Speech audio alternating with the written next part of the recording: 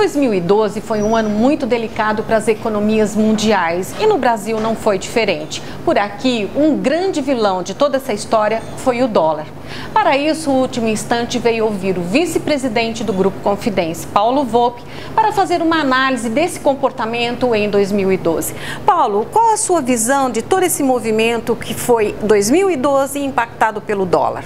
Uns anos para cá, mesmo dentro de uma certa lógica, dentro de um patamar ali do 1,80 ao 2,20, se a gente pegar os últimos 3 anos, nós vemos que existia uma certa lógica, geralmente pressionado por 2 motivos básicos.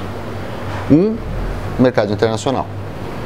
Não dá para nós acharmos que nós não somos influenciados pelo que acontece na Europa, na Ásia e nos Estados Unidos, na América do Norte, vamos dizer assim. Esse é o primeiro ponto. E o segundo ponto que eu vejo de uma maneira muito importante é a pressão interna de quando você está com o dólar muito baixo, como passa a ser muito difícil exportar e muito simples importar. Quando o dólar tem um movimento para cima, começa exatamente a outra parte do mercado que se sente prejudicada por não importar, começa a reclamar. Em compensação, os exportadores amam. Então é óbvio que dentro de todas as políticas econômicas, sempre há uma pressão do vai e volta para que as coisas tenham um alinhamento. E que faz parte do mercado. Não adianta querer interferir, falar, vamos entrar. Eu acho que, primeiro que o Brasil não tem mais muito espaço para essas loucuras, devaneios políticos.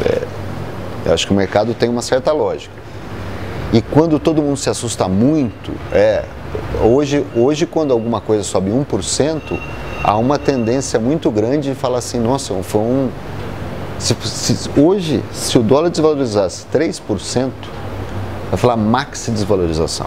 Eu acho que o Banco Central, o que ele tenta evitar é uma hiperdesvalorização ou valorização. E eu acho que faz parte do governo, ele tem poder para isso, ele nunca deixar que aquela valorização e desvalorização vire um boato de crise ou excesso de otimismo. E essa é a função que ele cumpre. Quando ele vê que o mercado está exagerado para cima ou para baixo, ele tem a intervenção dele, seja comprando, seja vendendo. Mas isso é pertinente, isso faz parte da função do Banco Central. Eu não vejo isso de uma maneira errada.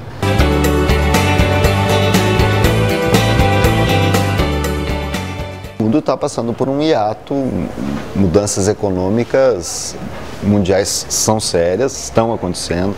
Eu não consigo imaginar a Europa melhorando sua situação em 2013, eu acho que ela vai gastar mais 2, 3 anos para se alinhar, ela precisa fazer muita mudança estrutural, e isso é pesado num povo que está acostumado, né?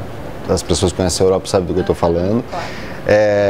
Eu acho que os Estados Unidos vai ter uma estabilidade, e nós somos um país... A grande vantagem de ser um país em desenvolvimento é que ainda tem muito por fazer. Dá para acertar muita coisa, né? Nós somos um país que cobra 37% do PIB de impostos. Qualquer alteração que a gente faça na economia mexe com uma massa muito grande de gente. Então, quando a gente fala de um deslocamento da classe D para C, você está botando milhões de pessoas em consumos novos, de pessoas que nunca consumiram. Então, nós temos muita margem. Se a gente conseguisse abaixar 3% do imposto do nosso PIB, isso são milhões e milhões entrando na economia. E o fato é que a gente tem margem para isso. Essa é a vantagem que eu acho que a gente está passando, é ter uma linha de conduta nos últimos 15, 20 anos, desde o Fernando Henrique, depois o Lula. A parte econômica nossa, ela segue mais ou menos, ela tem sido estável. E ser estável no mundo e ter perspectiva de crescimento faz com que haja investimento. Sempre com pequenos ajustes você consegue. Eu acredito que 2013 não vai ser um ano ruim, não.